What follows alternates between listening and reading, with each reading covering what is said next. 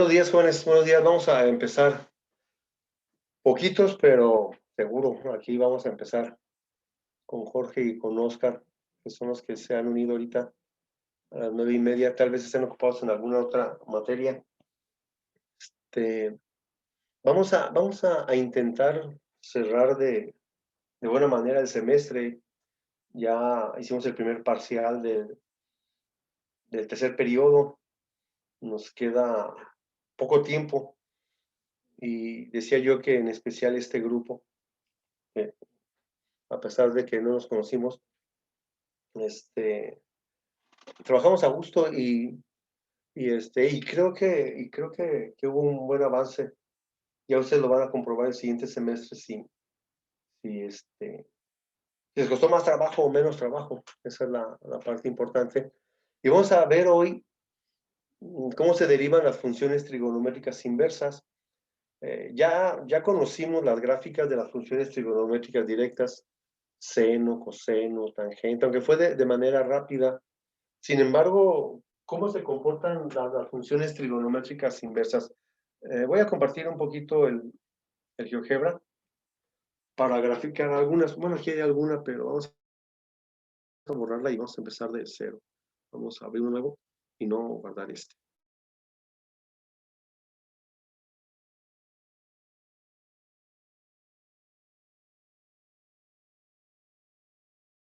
O ya hay versiones más nuevas y no, sí, no creo que sea mucha diferencia entre una versión y otra.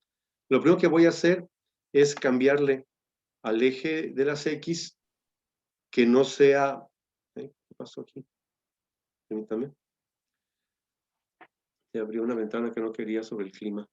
El eje X, yo quiero que esté en radianes. Aún no he investigado si puedo convertir el eje de X en 90 grados, 180, 270. Hasta ahorita lo más que he podido es que se vea en radianes.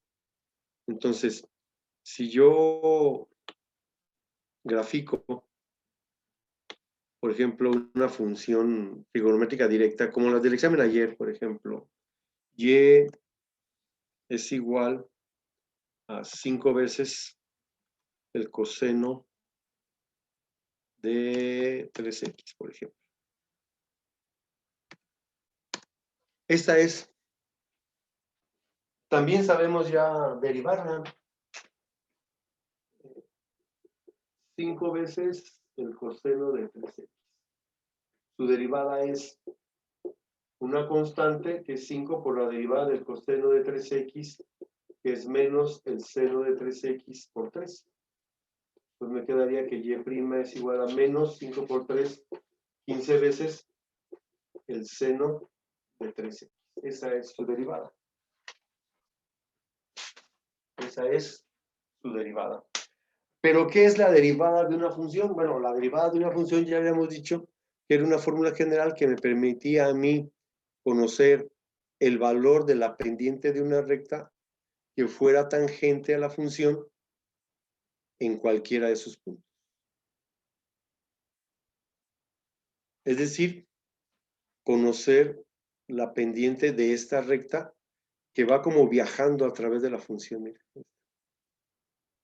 en cualquiera de sus puntos. Aquí el software ya me da la ecuación y me da el punto de contacto. Pero en términos generales, eso es la derivada de una función.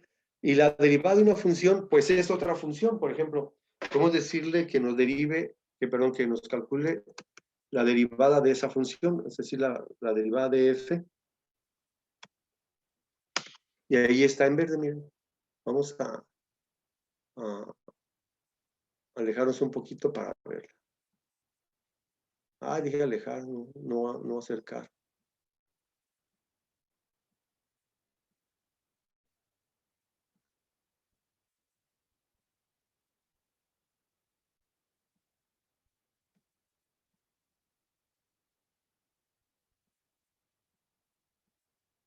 Aquí está, miren. Aquí está la función que está en café, que es 5 coseno de 3x, y en verde su derivada, que también me dice que es menos 15 veces el seno de 3x. Las funciones trigonométricas inversas se ven de forma distinta.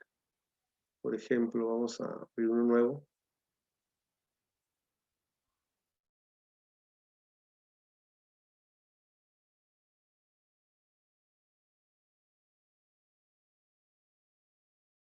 Déjenme cambiar el eje X en grados, digo en radianes.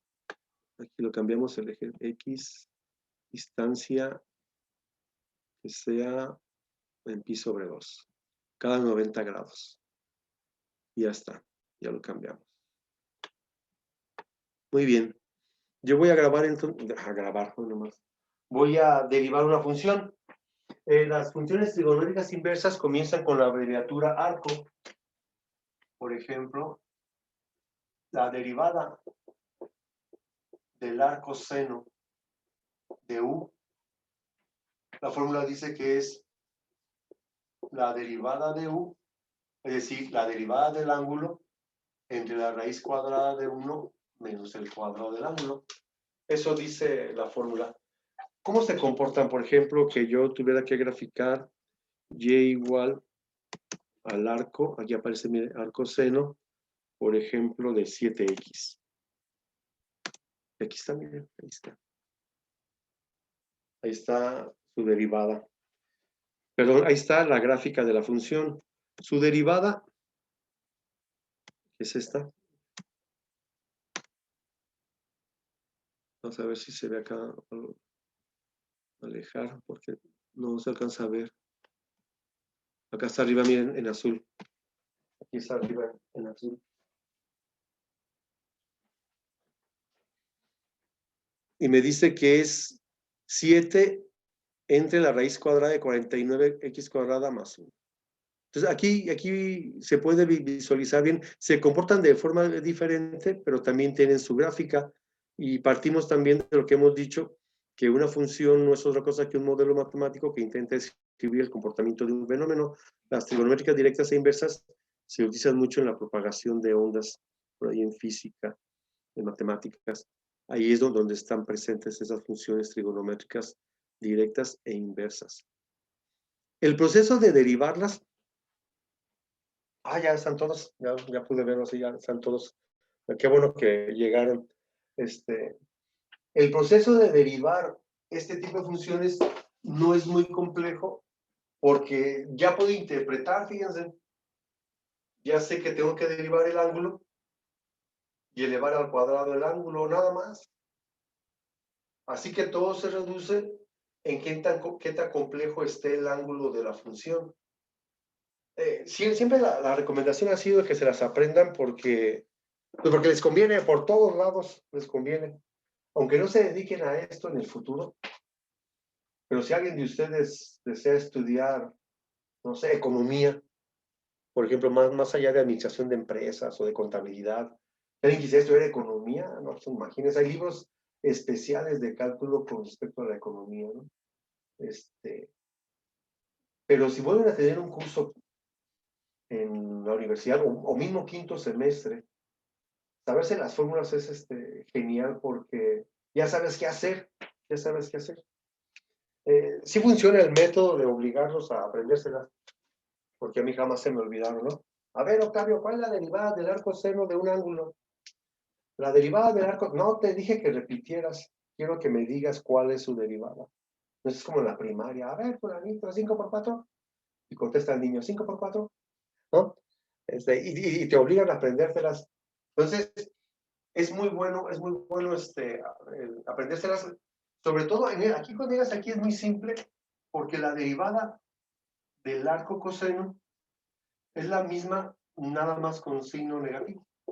La misma, pero con signo negativo. Pues ya no se te olvida, ¿verdad? Y la otra, cuando tú haces el próximo semestre en cálculo integral, ya no, bueno, nunca nos vimos, pues, pero ya no voy a estar con ustedes, es lo más probable.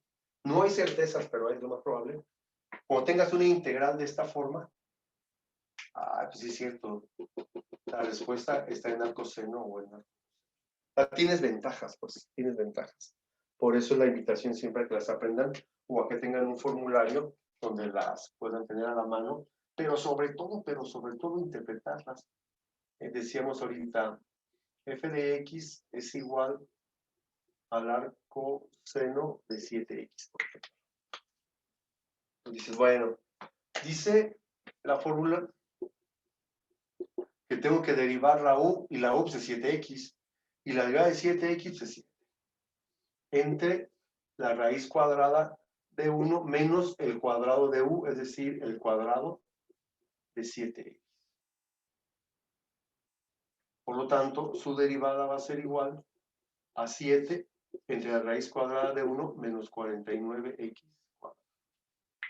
¿Por qué? Porque ya sé que cuando dos cantidades se están multiplicando elevados a un exponente, el exponente afecta a cada factor. Y ya terminé. Inclusive pude haber pasado de aquí a acá. Mentalmente resolver 7x al cuadrado, pues es 49x cuadrada, y en un solo paso haber resuelto esta. Y sí, siempre empezamos evidentemente pues con lo más simples, ¿no? Si se han fijado siempre en cada uno de los temas de, bueno, de cualquiera, de álgebra o de precálculo o de derivadas, siempre empezamos de lo más simple y vamos agregando cosas a llegar, no a lo más complejo, porque pues hay más complejo, ¿no? Pero a un nivel un poquito más alto del inicio. Y esa sería su derivada. En el software aparecía menos 49x cuadrada más 1. Es lo mismo, ¿no? O sea, no afecta en nada. Muy bien. ¿Qué pasa? Lo mismo que las anteriores. ¿Qué pasa si tengo una constante? Menos 3 veces el arco coseno de 2x, por ejemplo. Dices, bueno, ya habíamos visto que la derivada de una constante por una función es el producto de la constante por la derivada de la función.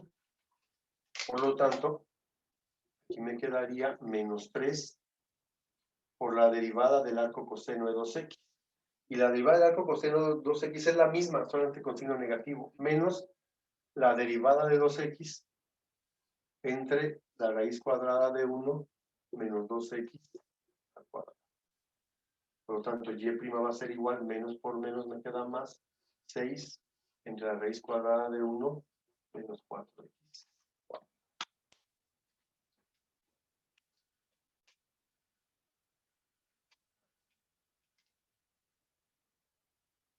No, no se ven complejas, ¿verdad? Mientras más avanzas, se vuelve como más simple porque ya puedes interpretar, puedes ver una fórmula y aunque no te diga el maestro cómo interpretarla, tú ya sabes. Por ejemplo,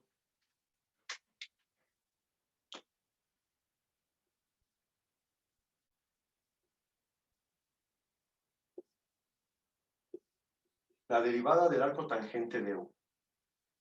Las 6 fórmulas, el denominador en las 6 siempre va a ser la derivada del ángulo, siempre. Lo que va cambiando es el denominador. Aquí es 1 más U cuadrada.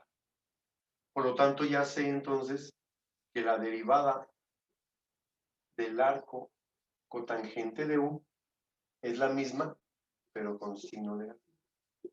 La derivada del ángulo entre 1 más U cuadrada. Aquí al ser una suma no importa quién vaya primero, si U cuadrada o el 1. Aquí sí es importante, no es lo mismo 1 menos U cuadrada que U cuadrada menos 1. Ahí sí cambia.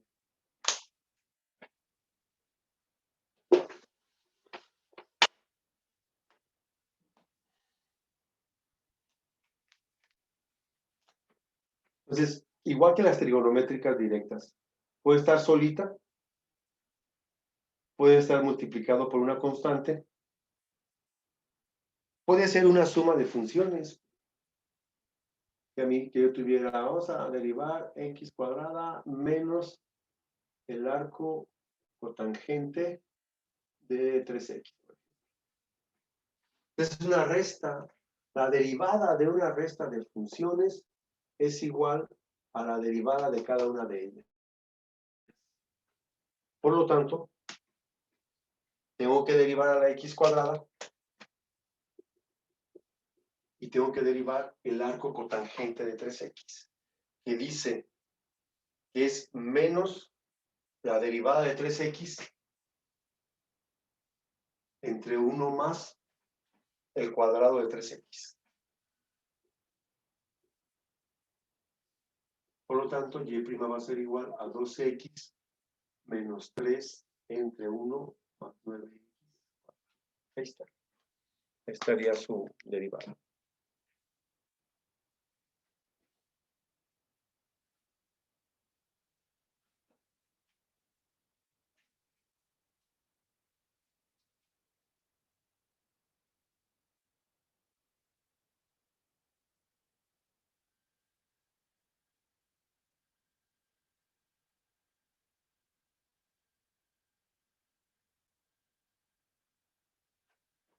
Muy bien. ¿Alguna pregunta hasta aquí? No. Perfecto, perfecto.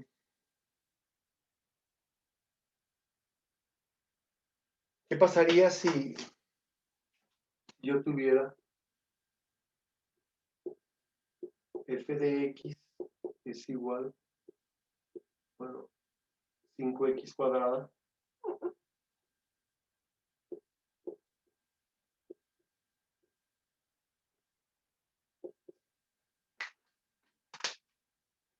no es una constante por una función? Si tuviera el puro 5, pues sería como esta.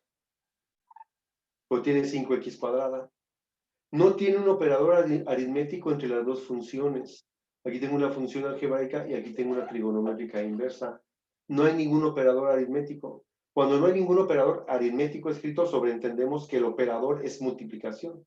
Aquí tengo el producto de dos funciones. Y volvemos a lo mismo. La derivada del producto de dos funciones es igual al producto de la primera función por la derivada de la segunda, más la segunda por la derivada de la primera.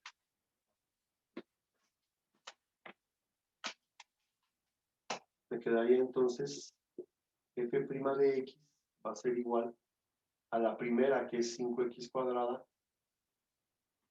por la derivada del arco tangente de u, que dice que es la derivada del ángulo, en este caso el ángulo es x, su derivada es un 1, entre 1 más el cuadrado de x, que es x cuadrado.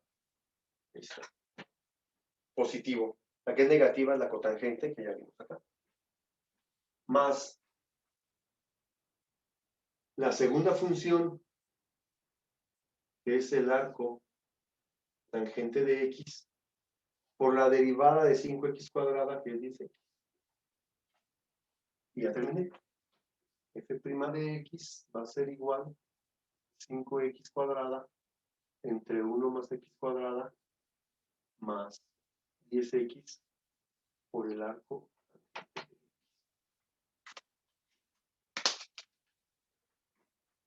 Solita, una constante por una función, una suma o resta de funciones y un producto de funciones. No me voy a meter al cociente con eso también.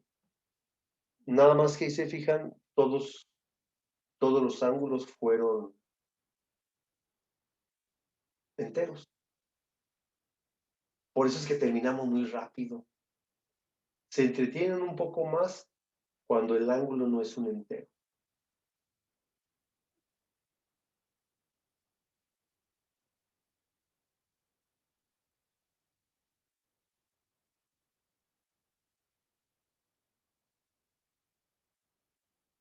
Voy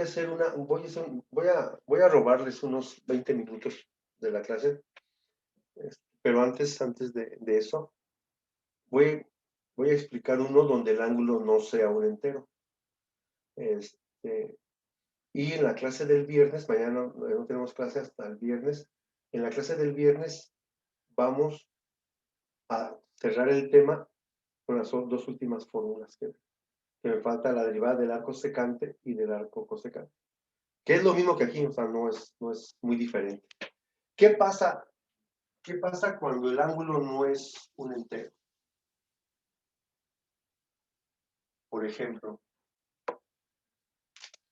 que yo tuviera que derivar y es igual al arco coseno Por ejemplo, de x sobre 3.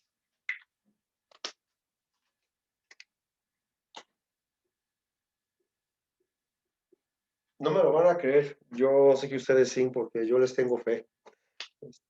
Hubo grupos, no sé si por pena o porque no sabían, pero no sabían cuál era la derivada de x sobre 3. Y luego hasta bromeé un poco porque decía yo, si hicimos mucho más difíciles en el examen, no vaya a pensar yo que copiaron. Y dije, vamos a hacerlo como en el método tradicional. Voy a buscar un nombre aquí al azar, ahí donde están los participantes, y les voy a preguntar, ¿no? No lo hice, evidentemente, porque no me gusta hacerlo así. Pero yo sé que ustedes, la mayoría, yo sé que no todos, pero la mayoría sí sabe cuál es la derivada de x sobre 3. ¿Alguien me puede decir cuál es la derivada de x sobre 3? ¿Un tercio? Un tercio, muy bien. Y yo sé que en este grupo habría mucha gente, muchas personas que lo pueden hacer. En otros grupos tuve que hacer esa diferenciación. Si el ángulo es 3x, su derivada pues, es 3, ¿verdad? Si en un ejercicio el ángulo es x sobre 3, su derivada pues, es un tercio. Pero si en otro ejercicio que ustedes vean por ahí, sobre todo en su manual, si el ángulo es 3 sobre x, aquí sí necesitamos, antes de derivar, subir a la x, ¿se acuerdan? Ya que está arriba la x en el numerador, entonces si la derivo 3 por menos 1, menos 3x, menos 1 menos 1, menos 2. Por lo tanto, su derivada es menos 3 entre x. Esto casi siempre trabajas con ángulos enteros, ¿se han fijado? Pero no quiere decir que siempre sea así. Puede ser así o puede ser así. Entonces, a mí me gustaría que tuvieran presente esta parte, porque me lo van a ocupar. Porque no siempre el ángulo es 2x, 3x, 4x. En ocasiones se van a presentar el ángulo así. Entonces, sí sería importante diferenciar entre los tres casos. Muy bien, muy bien. Yo sabía que en este grupo, y si hubiera preguntado esto, varios de ustedes sí me hubieran dicho, pues, subimos. Aquí no tengo que subir nada porque la x ya está en el numerador. Y esta es una constante, así que no me está afectando. Sí hay una fórmula, que aunque no la escribí yo, que dice, la derivada de una función entre una constante es la derivada de la función entre la constante. Yo lo que le dije, bueno, si la x ya está ahí déjala, y ni subas el 3, deriva la x y lo divides entre 3. ¿Vale?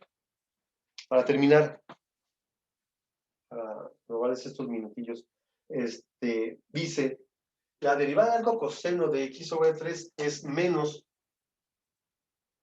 la derivada de x sobre 3, que ya sé que es un tercio, entre la raíz cuadrada de 1 menos x sobre 3. De derivar ya terminé. Evidentemente no puedo dejarla así porque tengo una fracción compleja. Una fracción es compleja cuando en el numerador tienes fracciones y en el denominador también. No puedo dejarlo así. Necesito que no haya fracciones ni en el numerador ni en el denominador. Así que voy a emplear un poquito de álgebra de la que ya vimos en este semestre. Un tercio entre la raíz cuadrada de 1 menos x cuadrada sobre 9. Ya sé que si yo tengo dos cantidades dividiéndose elevadas a un exponente, el exponente afecta al numerador y afecta al denominador, que fue lo que hice aquí. Oye, maestro, ¿pude haber pasado de aquí a aquí en un solo paso? Sí, sí pudiste haberlo hecho. Yo tengo que hacerlo así como muy explicado, ¿no? Para que vean qué es lo que está pasando. Pero ustedes sí pueden brincarse ese paso. Ahora, lo que me toca hacer es una resta de fracciones aquí.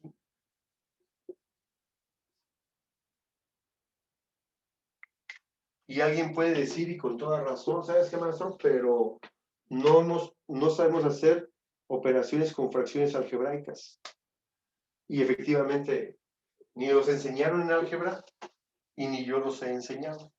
Sin embargo, para salir del problema, podemos usar el método de la primaria. Cuando el maestro decía 1/2 más 1/3, decía, el común denominador es el producto de estos dos, 6. Luego hace el producto cruzado, 3 por 1, 3, y 2 por 1, 2. Y esto es igual a 5, 6. Ese método funciona, no es el más práctico de los métodos, pero sí funciona. Y eso voy a hacer yo aquí. Y' va a ser igual a menos 1/3 entre, el común denominador va a ser 9. Hago el producto cruzado, 9 por 1, 9 menos x cuadrado. ¿Para qué hacemos eso? Porque esta raíz que abarca el numerador y el denominador, también la puedo descomponer en dos raíces. Si no han visto el video, voy a hacerme un comercial. Si no han visto el video que mandé de potenciación y de radicación, ahí está la clave. La raíz enésima de a sobre b es la raíz enésima de a entre la raíz enésima de b. Quiere decir que esto lo puedes componer en dos raíces. Y' va a ser igual a menos 1/3 entre la raíz de 9 menos x cuadrada entre la raíz. La raíz cuadrada de 9 es 3. Que puedo simplificar con este y ya terminé. Hay muchas personas que caen en la tentación de sacar la raíz cuadrada de esto y decir es 9 menos x, perdón, 3 menos x. Eso no es cierto, porque yo la puedo descomponer si fuera un producto. La raíz enésima de un producto es la raíz enésima de un factor o la raíz enésima del otro factor. Jamás vas a encontrar tú en un libro de matemáticas que diga que la raíz enésima de a más menos b sea igual a la raíz enésima de a más menos la raíz enésima de b. Esto jamás lo vas a encontrar. Así que, aunque los dos tienen raíz cuadrada exacta, no caigan en la tentación de extraerla, porque no pueden, pues. ¿Por qué? Porque es una resta.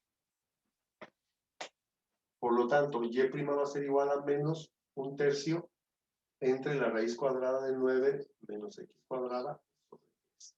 Simplifico este con este, y me quedaría y' es igual a 1 entre la raíz cuadrada de 9. Entonces, sí cambia evidentemente un poquito, no el proceso de derivar en sí, el proceso de derivar en sí sigue siendo el mismo, lo que cambia es lo que va a simplificar. Se ve muy extenso el problema porque yo lo hago así. Sin embargo, repito, ¿alguien puede evitar este paso? Y llegar aquí. ¿Alguien puede evitar este paso? Porque ya lo voy a descomponer y aquí me va a quedar un 3. La raíz me queda aquí, pero acá ya no, porque la raíz cuadrada de 9 es 3. Y puede pasar de aquí, pues hasta acá.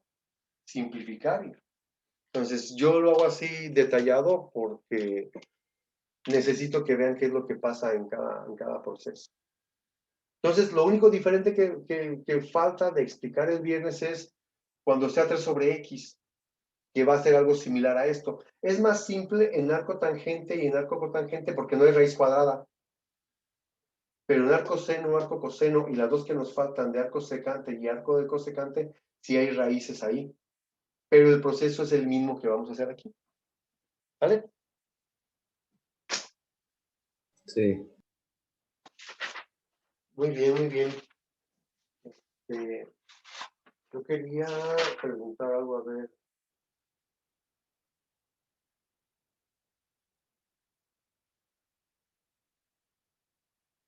¿Está Hernández Sanabria Kimberly? ¿Está por ahí? Porque no encuentro si mandó el examen o no. Y no tiene asistencias, por eso no sé. Y también 402B, 426A, 402B, ¿dónde está? Aquí está. Ah, perdón, 428B, así que ya no sé ni en qué grupo. Luego me balconeo yo solo cuando estamos así en presencial. De repente se me olvida, o sea, me concentro en esto y se me olvida, así hasta el grupo en el que estoy, no se me olvida. Y llega alguien a buscarlo, el prefecto o control escolar. Oiga, maestro, ¿con qué grupo está ahorita? Caray, chin. Ya como que empieza la mente a reactivarse, ¿no? En el verso 28b, hay algunos que no tienen nombre. formularios, o sea, exámenes que mandaron sin nombre.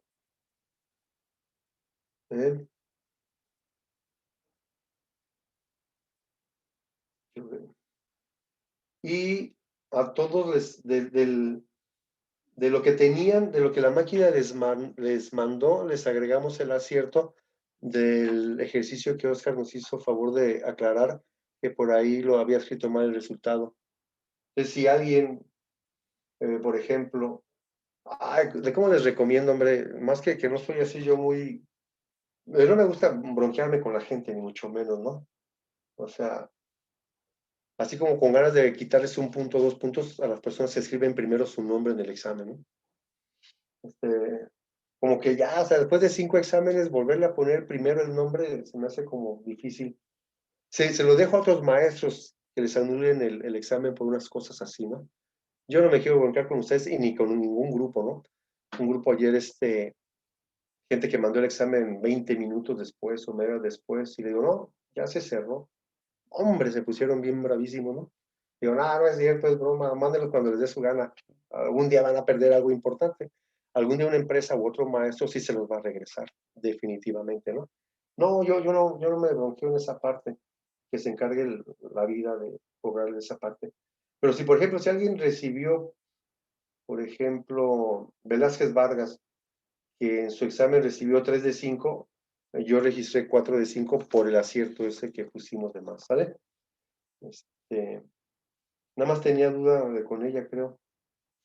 Ahorita la lista, este grupo 428.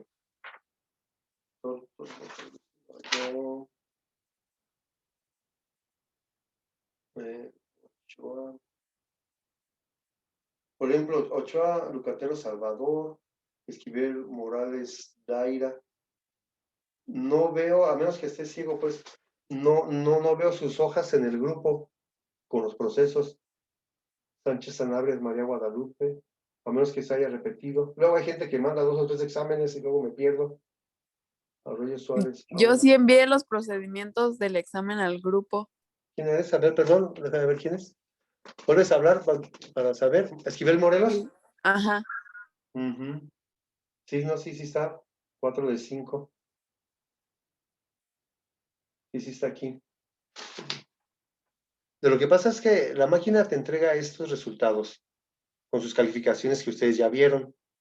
Y yo de lo que hago es abrir el WhatsApp, checar sus procesos y a un ladito poner en lapicero.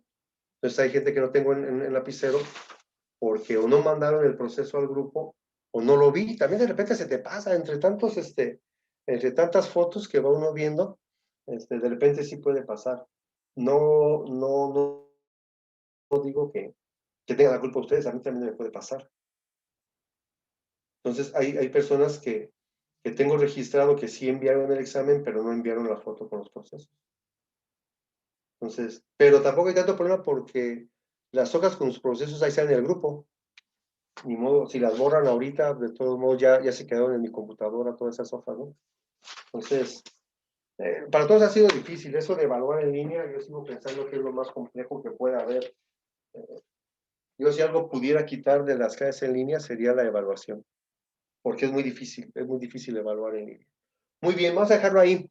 Está grabándose la clase, al rato la subimos por si alguien tiene alguna pregunta y nos vemos el próximo viernes para cerrar esta parte. No es muy diferente a lo que vimos ahorita aquí. Ahí en su manual, también en la página después de las funciones trigonométricas directas, van a encontrar 10 ejercicios similares a los que estamos haciendo aquí, por si quieren empezar a practicar. Que tengan buen día, cuídense y nos vemos el próximo viernes. Gracias. Gracias. Gracias. Dale, que estén Gracias, bien. profe. Gracias. Que estén bien, cuídense.